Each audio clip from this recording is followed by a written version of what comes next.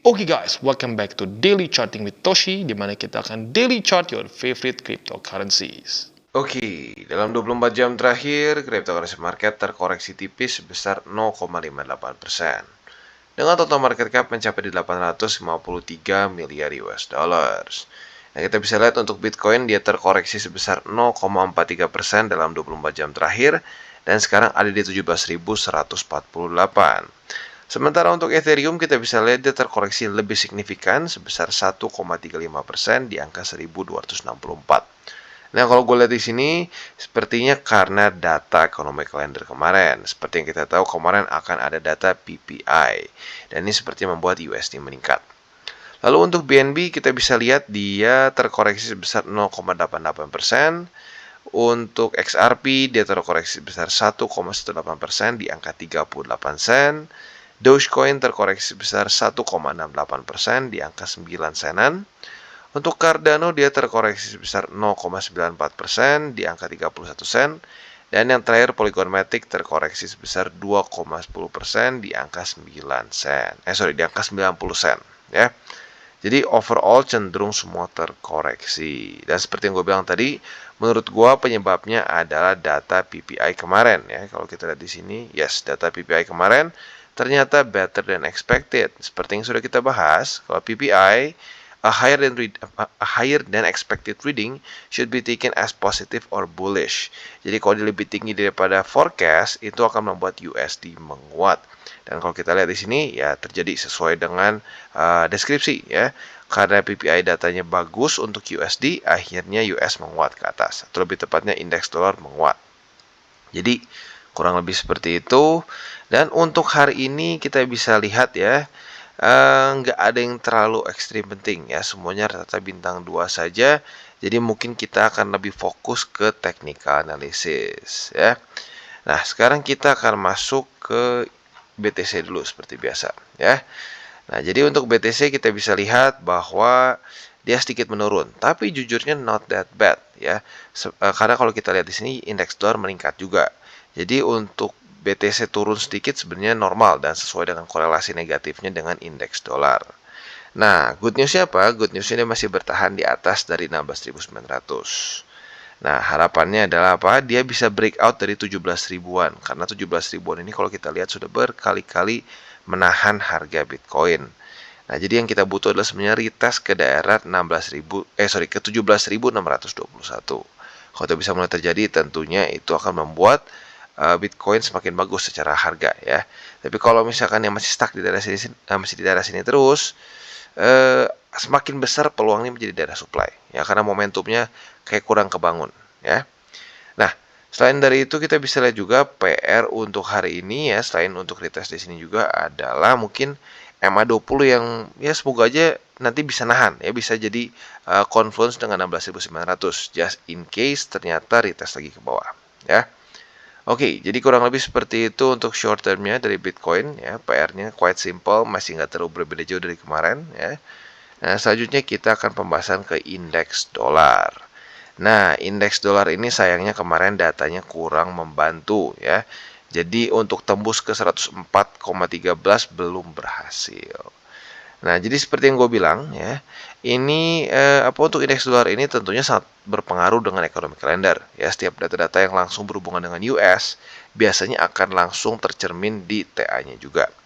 Nah, untuk sekarang overall sih masih oke ya.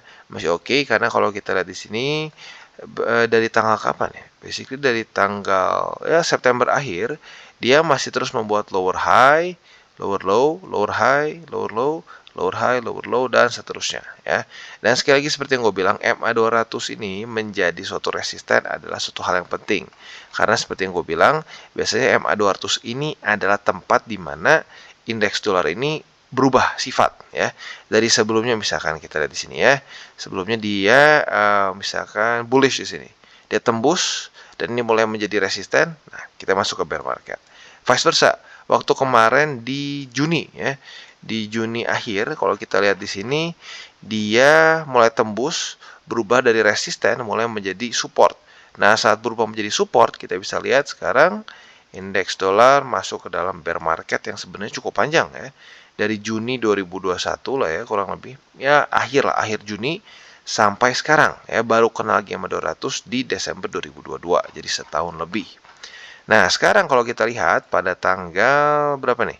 Tanggal 7 Desember kemarin, ini rejection pertama di MA 200. Jadi ada probability ya indeks dolar akan mulai masuk ke bear market. Dan sekali lagi, karena korelasi negatif ya dengan risk on asset, maka apabila itu benar-benar terjadi bear market, dia bisa sampai sub 100, ini akan bisa menjadi satu pemicu dari bull run yang baru ya. Dan otomatis juga kalau secara fundamentalnya ini bisa terjadi apabila the Fed pivot. Sekarang masih cenderung hawkish walaupun nggak separah dulu ya. Sekarang mulai sedikit dovish tapi masih hawkish. Di mana mereka mulai menyatakan bahwa nggak bisa selamanya interest rate setinggi ini ya. Karena kalau kita tahu 4 kali peningkatan interest rate sebelumnya itu 75 BPS. Itu tinggi biasanya ya. Tapi karena terlalu sering kita mungkin ngerasanya udah kayak nggak terlalu tinggi. Nah, kemarin pembicaraan dari The Fed ya meeting-meeting sebelumnya, dia menyatakan bahwa kemungkinan besar Desember ini akan lebih rendah. Nah, nanti kita lihat bareng-bareng saat ekonomi kalendernya keluar, apakah sesuai dengan statement mereka atau tidak. Ya, kalau itu benar-benar terjadi, itu akan benar-benar membantu indeks dolar turun ke bawah, apalagi dibantu dengan pengangguran Amerika Serikat yang meningkat. Kalau itu bisa terjadi ya, dua hal itu, pengangguran meningkat, inflasi turun. Nah, itu akan sangat membantu indeks dolar untuk lanjut membuat lower low. Ya. Jadi kurang lebih seperti itu untuk indeks dolar. Dan kalau kita lihat ya untuk Nasdaq, S&P, Dow Jones juga sama nasibnya dengan Bitcoin. Hari ini cenderung terkoreksi. Karena seperti yang gue bilang sebelumnya ya, memang korelasi negatif dengan indeks dolar. Jadi overall seperti itu. Selanjutnya kita akan balik lagi ke buy limit. Tetapi seperti biasa gue harus ingatkan dulu sebelum masuk ke sini. Ini penting karena DCWT ini dan semua konten dari TCI bukanlah financial advice. Ya tujuannya lebih ke edukasi, membiasakan para subscriber gue untuk lebih mengerti charting. Dan biar nggak kena grup-grup sinyal berbayar yang ya menjanjikan ya profitability tapi ujung-ujungnya kena margin call dan ujungnya waktu kita komplain malah di kick. Itu udah lumayan banyak yang terjadi dan cukup banyak di grup yang merasakan seperti itu ya. Jadi makanya daripada kayak gitu, mendingan kita belajar sendiri, jadi kita bertanggung jawab atas trading kita sendiri ya. Jadi kurang lebih seperti itu. Dan bagaimana cara untuk mendukung TCI? Ada banyak. Lu bisa like our video, bisa share video kita ke teman-teman lu yang mungkin masih bingung cara untuk trading yang benar. Dan yang ketiga bisa juga menggunakan link reflektif di bawah. Kita sudah kerjasama dengan exchange kelas dunia seperti OKX, Binance, Bybit, dan banyak lagi. Lu bisa cek di bawah ya. Jadi kurang lebih seperti itu. Dan sebelum kita masuk ke buy limit, kita akan dengar dulu pesan-pesan dari sponsor kita pada hari ini. Oke, today's video is brought to you by Binance. Dimana kita bisa lihat di sini program November Referral masih berjalan sampai di pertengahan bulan ya. Kita bisa mendapatkan bonus sebesar 2 juta BIDR dengan cara mengundang teman-teman kita yang mungkin belum akumulasi nih saat dalam bear market ini ya.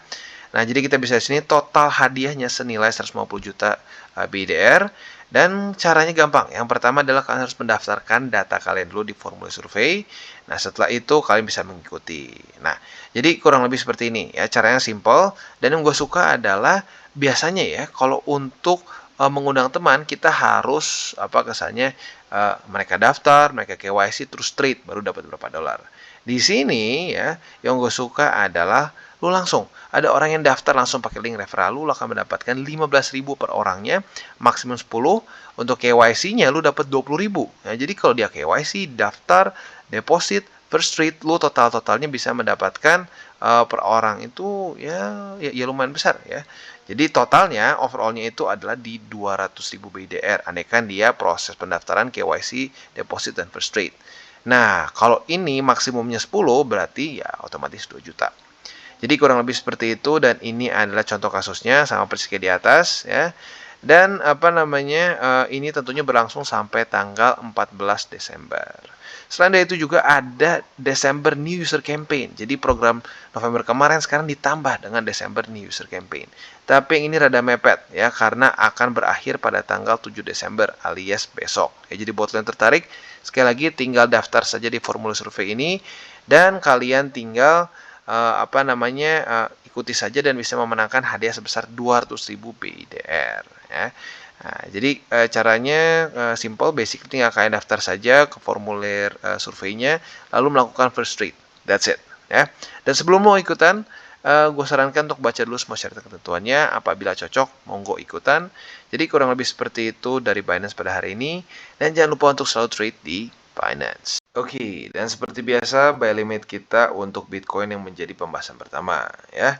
Nah, sebenarnya nggak ada perubahan yang signifikan, masih sama seperti kemarin. Apabila ya dia retest ke daerah 16.900, retest 1, retest 2, seperti di sini berarti ya, di tanggal 1 dan 2 Desember, retest 1, retest 2, kita bisa pertimbangkan buka posisi long di sini. Dengan target TP, kalau mau konservatif, mungkin boleh di Bollinger Band, yang mungkin sekarang udah nggak konservatif juga ya, udah lumayan dekat. Jadi gue putusin sama aja. Untuk sekarang posisi longnya target TP-nya sama-sama di 17.600 ya. Nah, untuk posisi shortnya otomatis tinggal kita balik saja. Apabila terjadi retest 1, retest 2 di sini, kita bisa buka posisi short dengan target TP di 16.900 ya. Jadi kurang lebih seperti itu untuk posisi futuresnya, nggak ada perubahan signifikan dari kemarin. Untuk posisi spot ya, mungkin sekarang kalian boleh pertimbangkan 16.900 sebagai buy limit pertama kalian. Dan untuk buy limit keduanya mungkin bisa daripada ke 20 yang udah lumayan dekat ya, boleh pertimbangkan buy limit keduanya di 16.282 ya. Nah, perbedaannya posisi spot dengan posisi futures adalah di DCWT ini posisi spot adalah untuk jangka panjang. Jadi berpikirnya bukan untuk seminggu, 2 minggu, atau sebulan, 2 bulan ya. Berpikirnya untuk tahunan ke depan. Nah, Bang, tapi nanti di TP nggak? Di TP ya. Tapi karena dalam bear market, kemungkinan besar buat lo yang baru-baru join TCI atau baru-baru lihat TCWT secara aktif ya. Nah, kemungkinan besar lu belum pernah ngerasain TP spot. Tapi nggak apa, nanti kita bakal TP bareng-bareng saat sudah bull market ya. Atau yang minimal sudah kena SOP-nya di weekly upper band ya. Jadi kurang lebih seperti itu untuk Bitcoin. Oke, dan selanjutnya kita geser ke Ethereum. Nah, untuk Ethereum kita bisa lihat dia kemarin retest ya. Retest pertama di di 1296. Dan kemarin sedikit turun. Jadi mungkin kita sekarang bisa pertimbangkan untuk buka posisi short apabila ya dia retest lagi ke daerah 1296 ya. Jadi untuk sekarang buat lo yang tertarik untuk buka posisi short di Ethereum atau mungkin lebih tepatnya buka posisi futures di Ethereum, bisa pertimbangkan untuk pending order posisi short di 1296. Nah, target TP-nya gimana? Target TP-nya ada beberapa ya. Target TP yang konservatif bisa pertimbangkan di 1276 ya. Dan untuk yang lebih agresif boleh target TP-nya di 1242. Secara persentase profitnya untuk yang konservatif itu total profitnya bisa di sekitar 1,4%. Untuk yang agresif itu di 4%-an. Ya, not bad, not bad. Nah, jadi kurang lebih seperti itu untuk posisi shortnya. Untuk posisi long, kalian bisa pertimbangkan apabila terjadi retest 1, retest 2 di 1242. Apabila itu terjadi, sekali lagi target TP-nya ada 2. Target TP konservatif bisa di 1276 dan agresifnya di 1296. Jadi kurang lebih seperti itu untuk futures di Ethereum. Untuk posisi spotnya sekarang bisa pertimbangkan di 1242 yaitu tempat setup untuk posisi long juga. Jadi kurang lebih seperti itu untuk Ethereum. Oke, dan sekarang kita geser ke Matic. Nah, untuk Matic sayangnya setupnya belum ada yang terbentuk dengan bagus ya. Jadi kemarin lusa pada tanggal 8 Desember dia tembus MA50. Nah, tetapi tanggal 9 kemarin ya kita bisa lihat ternyata gagal mempertahankan 50 dan nggak dapat posisi long. Jadi untuk sekarang kita masih harus bersabar dulu. Kita tunggu minimal di MA20. Jadi andaikan terjadi retest 1, retest 2 di 20, lo bisa pertimbangkan untuk buka posisi long. Sekali lagi buka posisi long di MA20 apabila terjadi retest 1, retest 2 ya.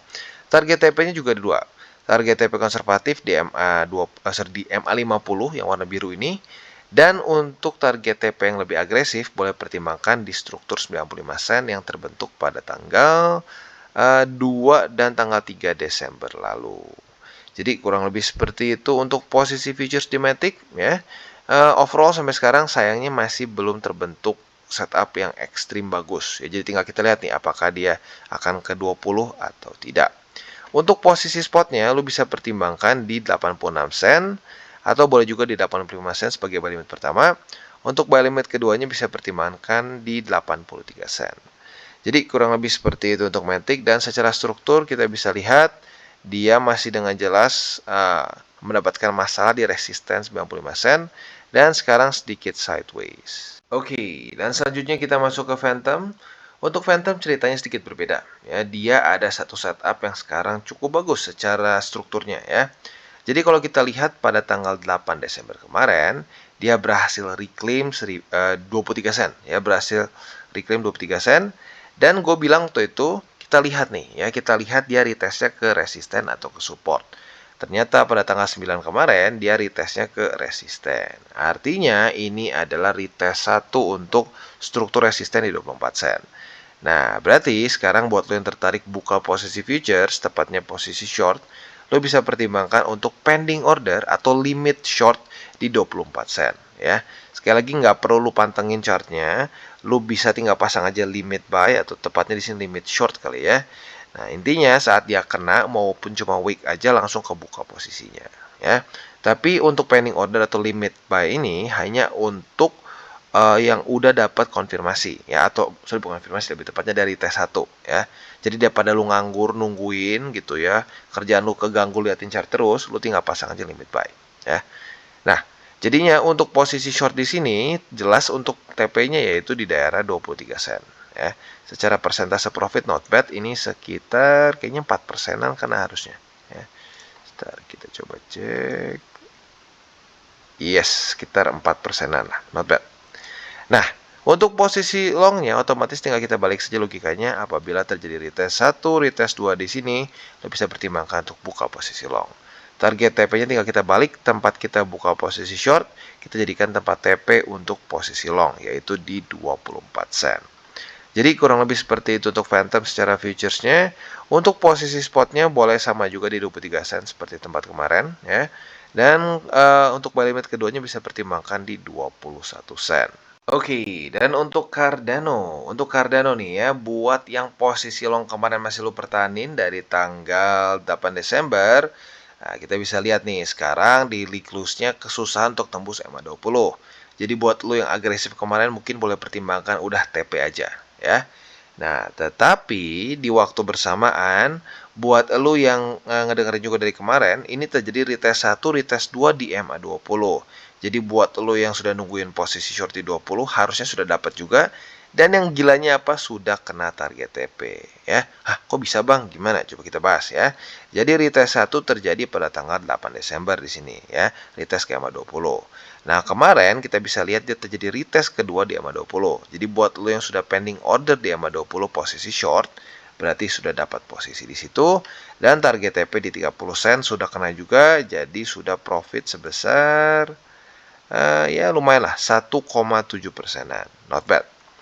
Nah, jadi kurang lebih seperti itu untuk nasib dari posisi long dan shortnya. Untuk short udah kena TP, untuk posisi long agresif ya, kalau untuk yang konservatif udah kena. Buat yang agresif lebih baik di TP aja ya. Jadi kurang lebih seperti itu untuk posisi futures di Cardano. Untuk posisi spotnya juga udah kena di 30 sen. Ya, jadi untuk sekarang tinggal kita nunggu aja. Apakah 30 sen akan cukup kuat dan apakah Cardano bisa menjebol 20 atau tidak. Jadi gitu, jadi kurang lebih seperti itu untuk Cardano dan juga ending dari DCWT kita pada hari ini. Seperti biasa gue harus ingatkan ya, jangan sampai pakai uang panas. Itu aturan pertama ya. Mau TA lu masih belepotan, fundamental lu bacanya masih salah-salah, asalkan nggak pakai uang panas, itu udah satu step yang paling benar. Jadi mau sebagus apapun lu TA, sebagus apapun lu fundamental, pakai uang panas, nggak tahu kenapa, ujung-ujungnya malah lebih sering jeblos karena liquid dan cut loss. Ya. Nah, selain dari itu, kalau udah pakai uang dingin nih, ya, yang kedua jangan sampai lupa adalah jangan over leverage. Ya, sering kali orang, oke bang, gue pakai uang dingin kok, tapi lama-lama portofolio jangka panjangnya hancur. Kenapa? Karena terlalu pakai leverage yang tinggi untuk posisi futures. Ya, jadi gue udah bilang, kalau bisa tuh lu ya 10% lah dari porto jangka panjang lu pakai untuk futures. Ya, sisanya jangan kelebihan. Kalau udah kelebihan, nah seringkali orang pakai emosi. Ya, Jadi kalau udah pakai emosi biasanya berantakan. Jadi ingat jangan pakai uang panas, itu yang pertama. Dan yang kedua adalah jangan over leverage. Oke guys, jadi itu adalah akhir dari segmen DCWT kita pada hari ini. Dan jangan lupa bagi kalian yang merasakan manfaat dari segmen ini, jangan lupa untuk share ke teman-teman kalian. Dan apabila lu pengen mensupport channel kita, ya TCI, jangan lupa untuk menggunakan link referral kita di bawah. Nggak wajib, ya, tetapi apabila lu menggunakan link referral kita di bawah, ada macam-macam, ya, dari Bybit, Huobi, Maxi, toko kripto, dan banyak lagi, ya. Ya, walaupun nggak wajib, tapi kalau menggunakan link referral kita, lu secara langsung membantu perkembangan dari TCI. Dan satu lagi, jangan lupa juga untuk join Telegram group kita, di mana kita bisa ngobrol-ngobrol santai mengenai dunia cryptocurrency secara dua arah. So, jangan lupa untuk like, subscribe, click the bell icon, and see you on the next video.